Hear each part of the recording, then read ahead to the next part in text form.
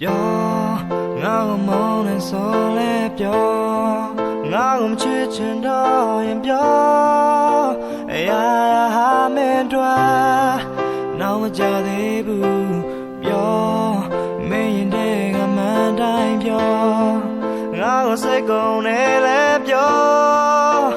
မင်းနဲ့ငါရဲ့ချစ်စလားဒီလိုပြီးပေါ်မဲစံတာတစ်ခုတည်းငါကုန်ပြည့်စည်ပေမဲ့ငါရှောင်းပေးနေပြီအနာယူပါနဲ့တွေ့နောက်ထပ်ပေးဖို့ရှိသေး